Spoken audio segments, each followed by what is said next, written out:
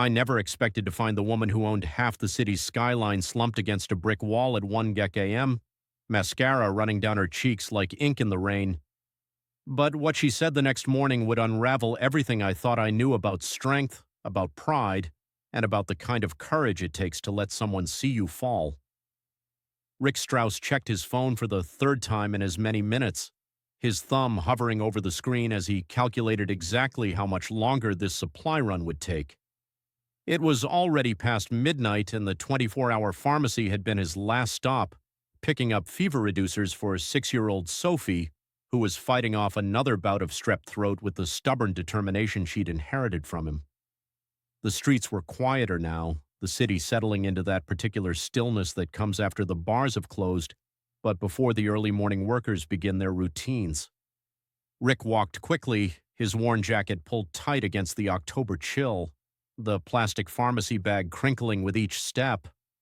He'd learned years ago to move through these streets with purpose, to appear neither rushed nor hesitant, just a man going about his business in a city that rarely slept but occasionally dozed. That's when he saw her.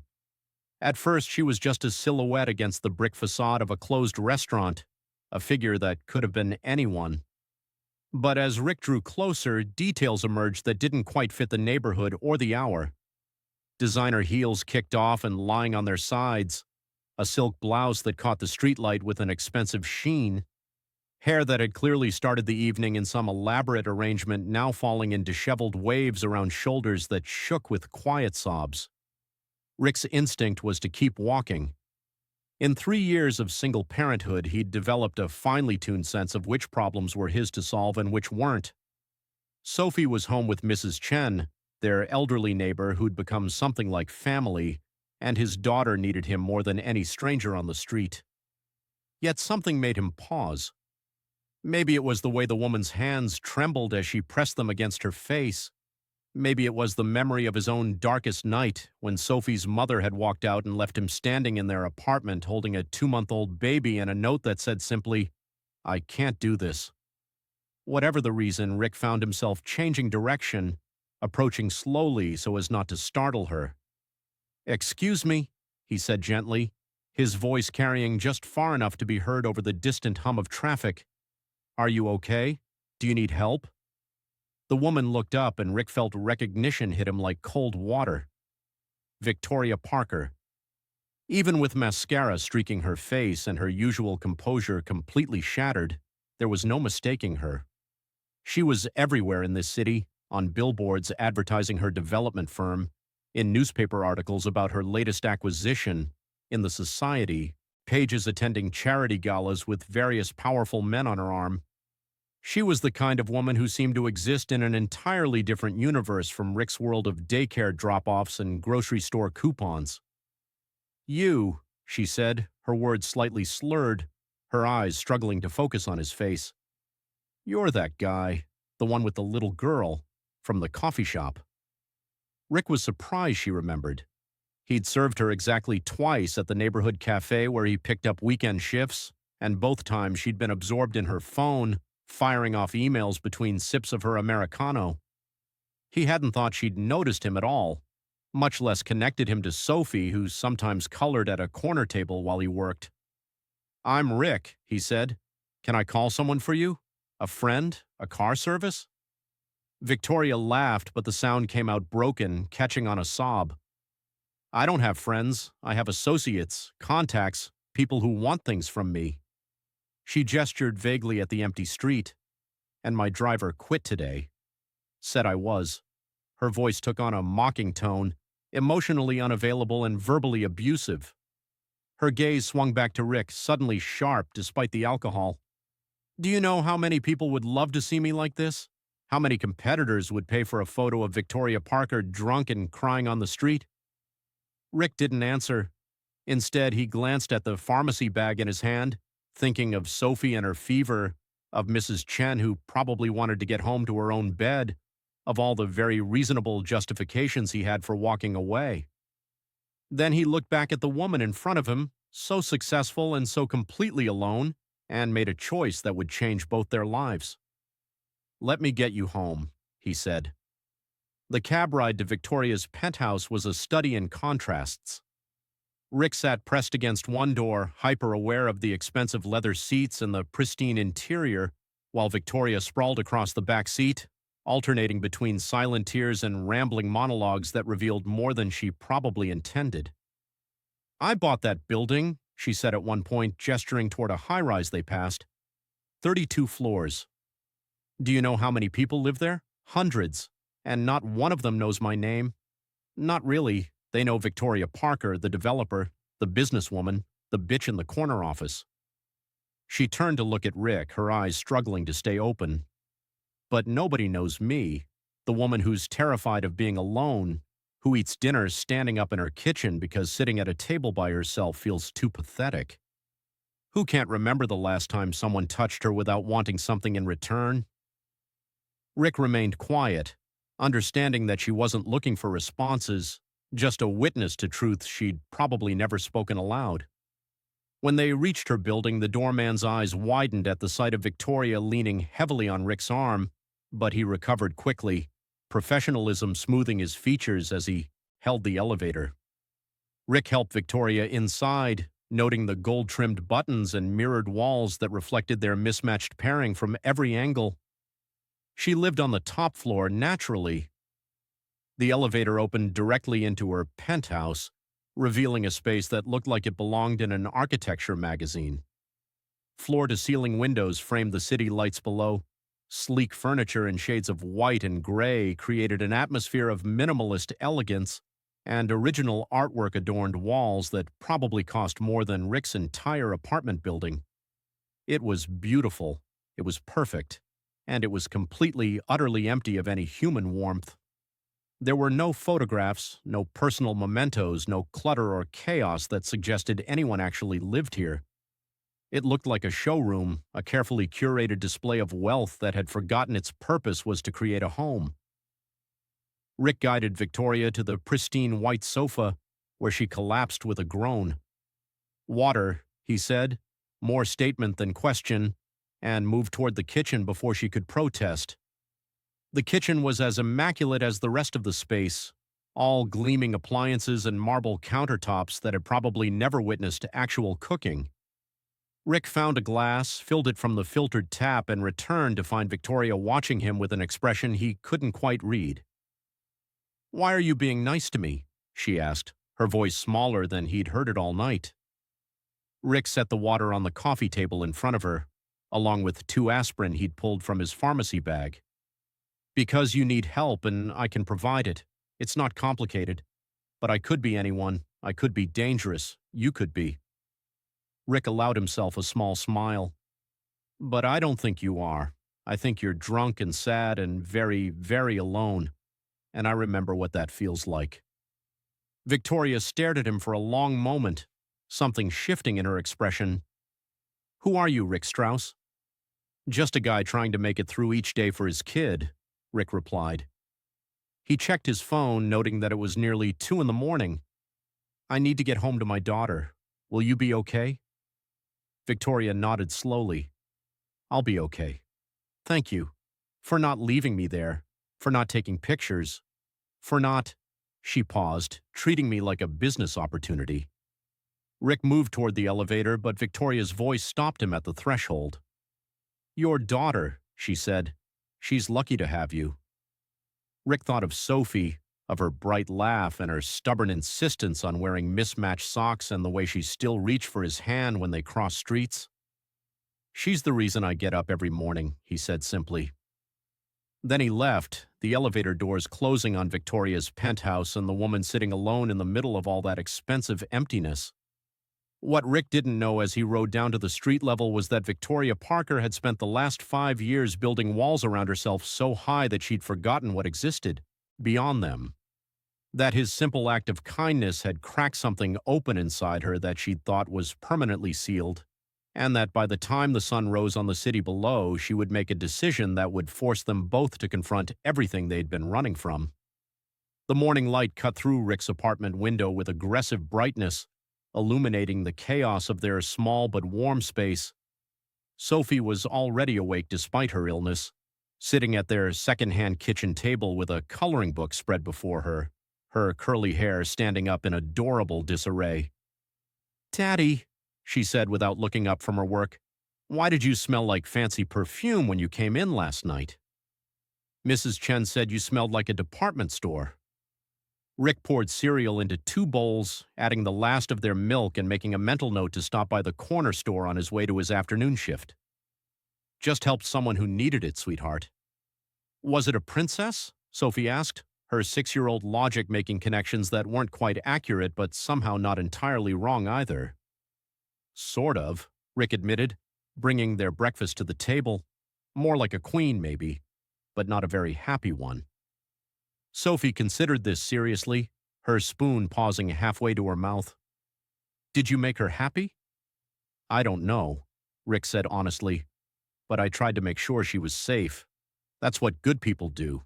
They make sure other people are safe." Sophie nodded, satisfied with this answer, and returned to her coloring while Rick mentally cataloged his day. Morning shift at the coffee shop from 7 to noon, quick stop home to check on Sophie and make her lunch. Afternoon supply run to the restaurant supply store where he'd picked up weekend dishwashing work, then back home for dinner and bedtime stories before starting his freelance graphic design work, the skill from his abandoned college degree that now paid for things like Sophie's medicine and the occasional new pair of shoes when she inevitably outgrew the last pair. It was a life built from careful planning and constant motion, from juggling schedules and swallowing pride and doing whatever needed to be done to give his daughter a childhood that felt stable and loved. There was no room in it for complications, no space for distractions, and certainly no time for mysterious encounters with wealthy women who existed in an entirely different stratosphere. Yet, throughout his morning shift at the coffee shop, Rick found his thoughts drifting back to Victoria Parker's penthouse, to the way she'd looked so small despite her expensive clothes, to her confession that she couldn't remember the last time someone had touched her without wanting something in return. He was pulling shots of espresso for the morning rush when she walked in. For a moment, Rick wasn't certain it was her. This version of Victoria Parker bore little resemblance to either the polished businesswoman from the newspapers or the broken figure from the night before. She wore jeans, actual jeans, paired with a simple sweater and minimal makeup. Her hair fell loose around her shoulders, and she moved with a tentative quality, as if unsure of her welcome in this modest neighborhood cafe. Their eyes met across the counter, and Rick saw recognition flash across her features along with something that looked like embarrassment. She approached slowly, stopping at the counter with her hands clasped in front of her like a schoolgirl awaiting judgment. "I wasn't sure you'd remember," Rick said quietly, aware of his coworkers nearby and the line of customers behind her. "I remember everything," Victoria replied, her voice steady despite the flush rising in her cheeks. "That's the problem. I said things I shouldn't have. Revealed things that," she paused, "that could be used against me." Rick grabbed a cup, already preparing her usual Americano without asking. "You didn't say anything that changes who you are, just things that make you human." Victoria's expression shifted, something vulnerable crossing her carefully composed features. "Can we talk? After your shift, maybe?" "I have about 15 minutes during my break," Rick said, glancing at the clock. "Around 10:30. "I'll wait," Victoria said simply, and moved to a corner table, the same one where Sophie sometimes colored, and pulled out her phone, though Rick noticed she spent more time watching the cafe than actually looking at her screen. When his break came, Rick joined her with 2 fresh Americanos, setting one in front of her before sitting across the small table. The cafe hummed with morning activity around them, creating a bubble of semi-privacy in the midst of motion. "I wanted to apologize," Victoria began, her fingers wrapped around the cup but not lifting it, "for putting you in that position last night, for making you responsible for me." "You didn't make me do anything," Rick said. "I chose to help. That's different."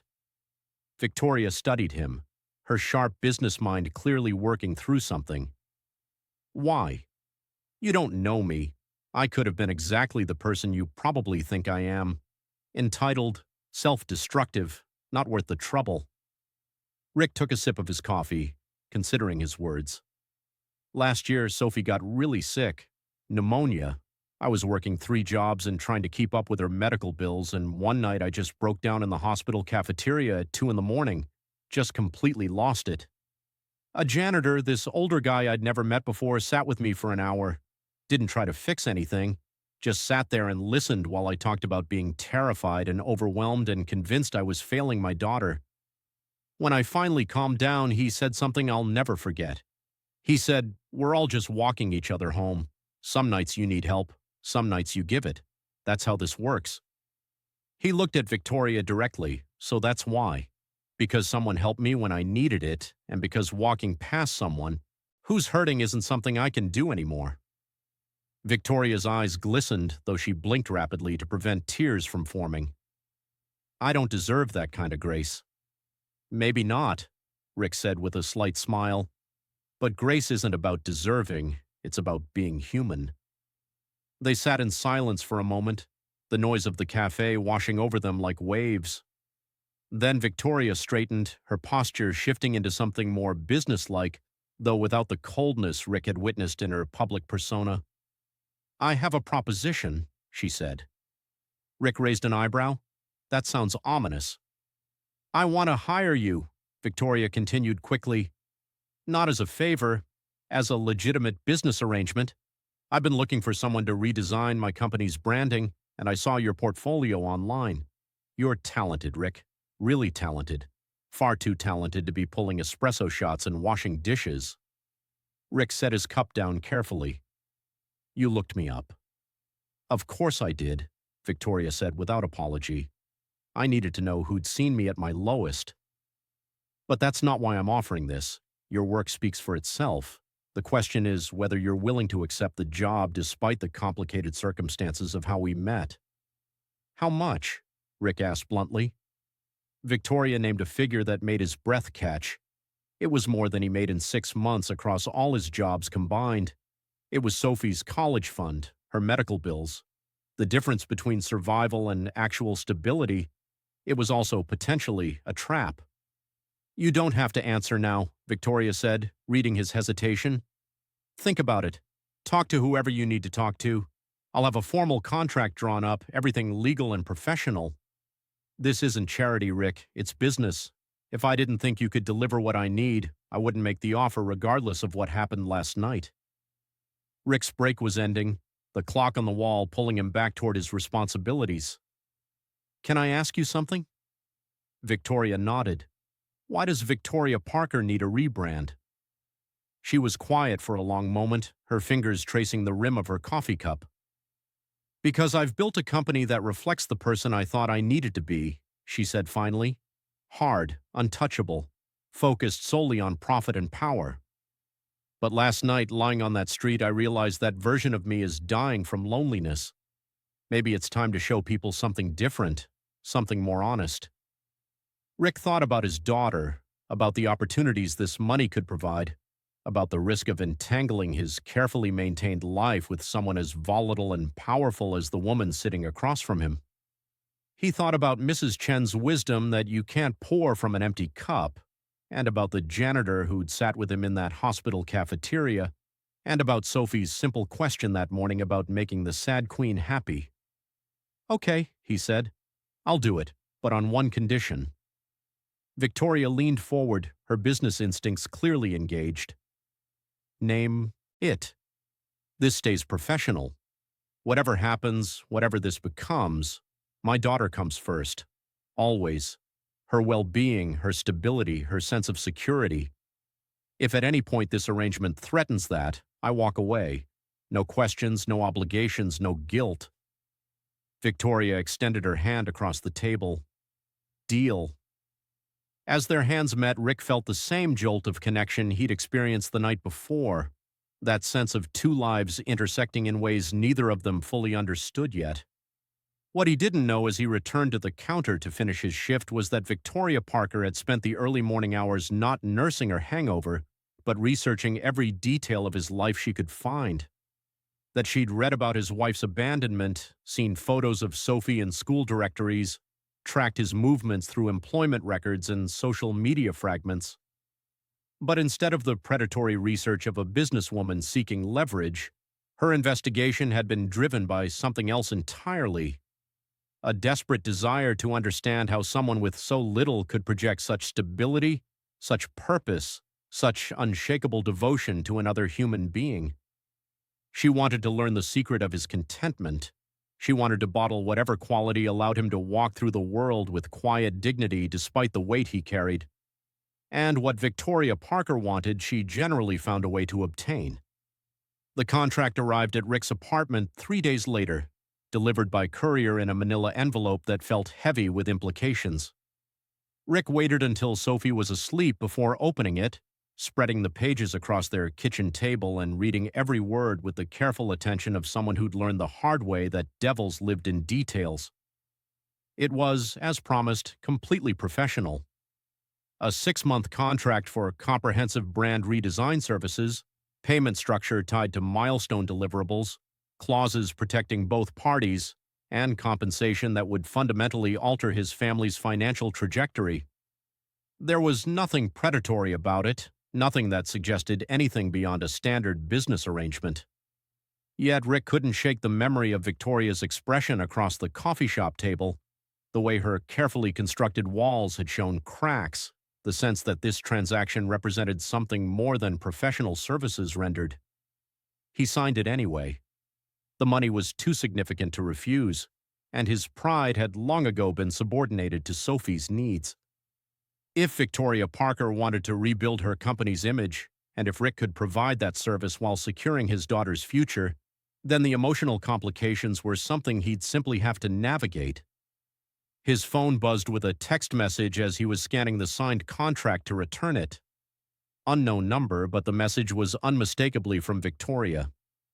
"Thank you for taking a chance on me. I promise not to waste it." Rick stared at the words for a long moment before responding, "Just trying to walk you home." The work began the following week with a series of meetings in Victoria's office, a space that matched her penthouse in its minimalist perfection and complete lack of personality. Rick showed up with his worn portfolio and his second-hand laptop, feeling acutely aware of how out of place he looked among the glass and steel and designer furniture.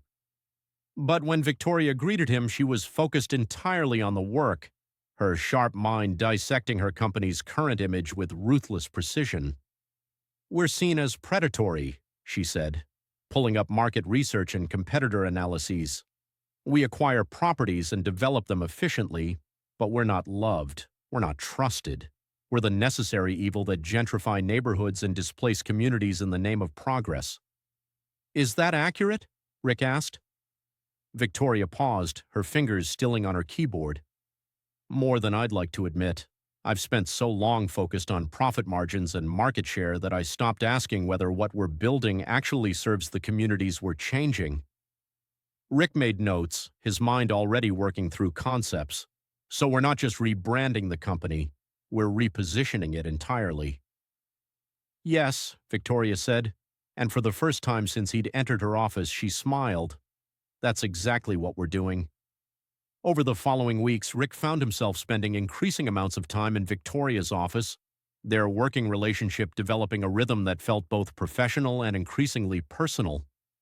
Victoria was brilliant in ways Rick hadn't expected, her business acumen balanced by a dry wit and a surprising willingness to admit when she didn't know something. She asked questions about his design choices, challenged his assumptions, and pushed him to think bigger than the modest branding work he'd been doing for neighborhood restaurants. In turn, Rick saw her begin to relax in his presence, her corporate armor gradually giving way to something more genuine. She started asking about Sophie, remembering details from previous conversations and following up with thoughtful questions. When Rick mentioned his daughter's upcoming school play, Victoria immediately offered to donate costumes and sets, then seemed genuinely pleased when he accepted, understanding that community investment aligned perfectly with the rebrand they were building.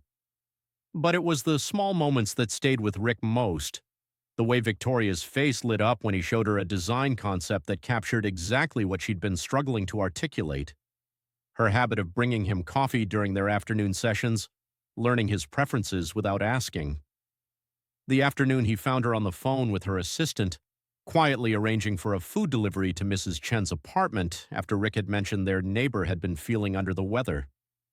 She's becoming someone different, Rick thought one evening as he gathered his materials to leave. Or maybe she's becoming who she was before she decided that feelings were liabilities. Rick, Victoria said as he reached her office door. Her voice carried a hesitation he hadn't heard before. Would you? She paused. Would you and Sophie like to come to dinner this weekend? At my place. Nothing formal. I just thought it might be nice to spend time together outside of work.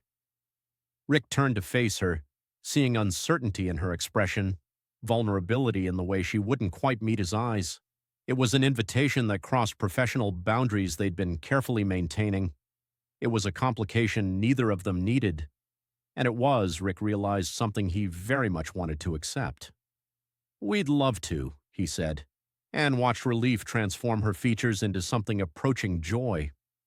Sophie was both excited and nervous about the dinner invitation, asking dozens of questions about where they were going and who they were meeting and whether she needed to use her fancy manners.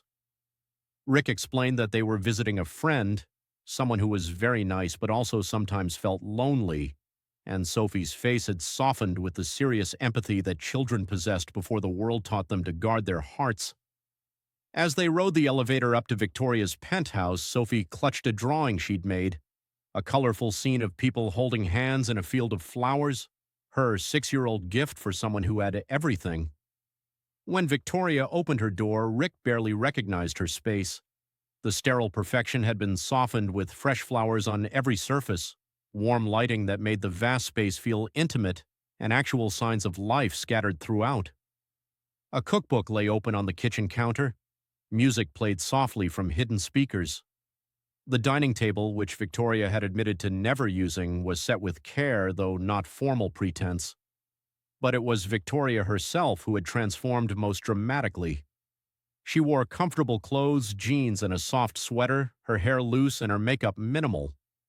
She knelt down to Sophie's level immediately, accepting the drawing with genuine delight and asking questions about every detail, listening to Sophie's enthusiastic explanations with an attention that made Rick's chest tighten. The evening unfolded with surprising ease. Victoria had ordered food from a neighborhood Italian restaurant, admitting with self-deprecating humor that her cooking skills were limited to boiling water and that even that was uncertain. They ate at her dining table, the city lights twinkling below them like fallen stars, and talked about everything and nothing. Sophie told stories about school with dramatic flair, Victoria shared carefully edited tales from her business travels, and Rick found himself laughing more than he had in months. After dinner, while Rick helped clear the dishes despite Victoria's protests, Sophie wandered to the windows, pressing her hands against the glass and staring out at the city below. Look, Daddy, she called out.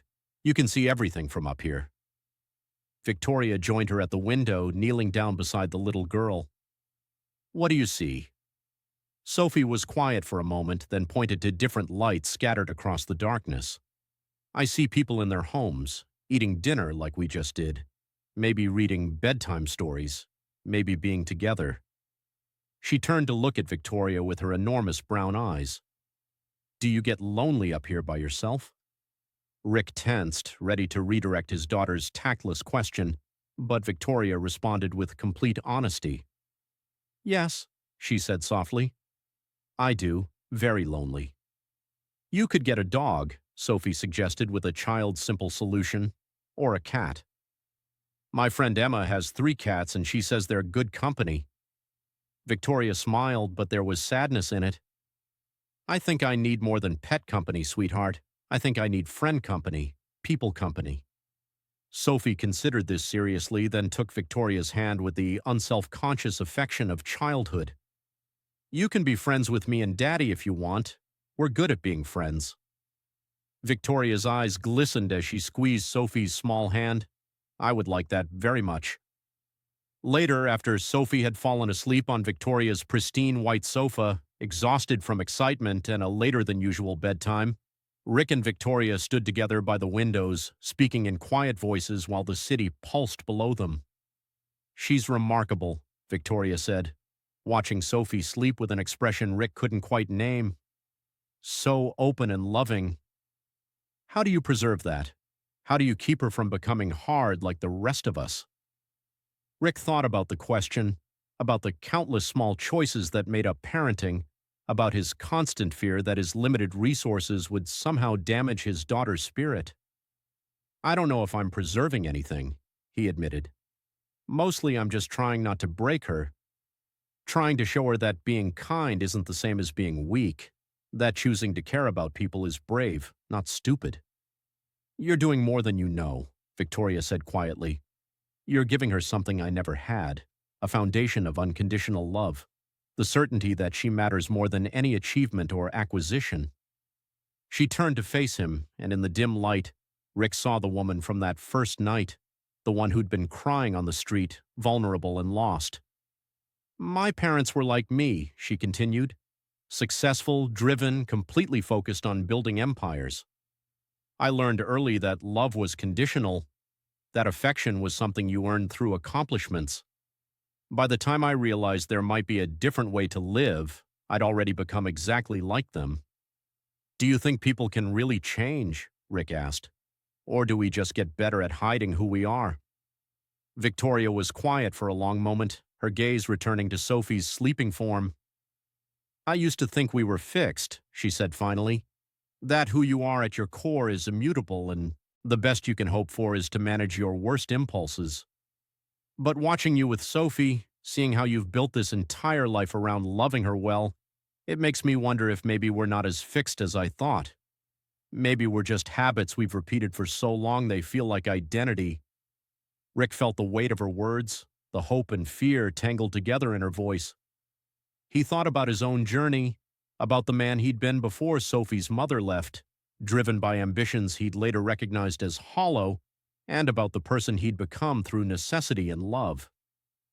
Change is possible, he said, but it's uncomfortable. It means letting go of the version of yourself you've been protecting and trusting that something better is waiting on the other side. Is that what you did? When Sophie's mother left? Rick nodded slowly. I had to. The person I'd been wasn't equipped to be a single father. I had to choose. Hold on to my pride and my ego and my anger, or become someone worthy of the trust Sophie placed in me every time she looked at me with those big eyes and assumed I'd know what to do. I chose her.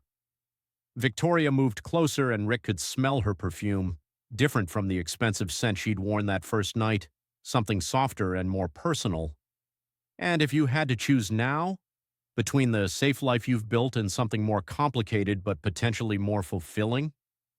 Before Rick could answer, Sophie stirred on the sofa, mumbling something in her sleep about princesses and dragons. The moment broke, reality reasserting itself in the form of his daughter's needs. I should get her home, Rick said quietly.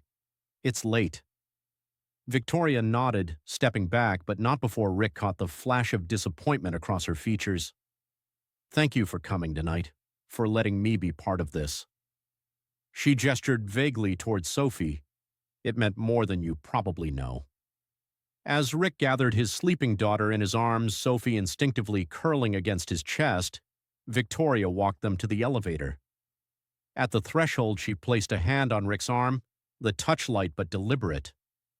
Rick, she said, her voice barely above a whisper, I know this is complicated. I know I'm complicated. But I need you to know that what I feel, what's developing here, it's not about the rebrand or the contract or any business arrangement. It's about you and Sophie reminding me what it feels like to be human. The elevator arrived with a soft chime, its doors sliding open to reveal the mirrored interior. Rick stepped inside, Sophie's weight familiar and comforting in his arms, and turned to face Victoria standing in the doorway of her perfect lonely penthouse. I know, he said simply, and in those two words lived an acknowledgement of everything unspoken between them, all the possibility and danger, all the hope and fear, all the ways their two worlds were slowly, inevitably colliding. The elevator doors closed, carrying Rick and his daughter back down to ground, level, back to their modest apartment and their complicated, beautiful life. But as the city light streaked past the elevator's glass walls, Rick couldn't shake the feeling that he'd just crossed a threshold from which there was no return. What he didn't know, what neither of them knew yet, was that forces were already moving against them, that Victoria's transformation hadn't gone unnoticed by those who benefited from her isolation, and that the simple act of two people choosing to see each other's humanity would soon be tested in ways neither could imagine.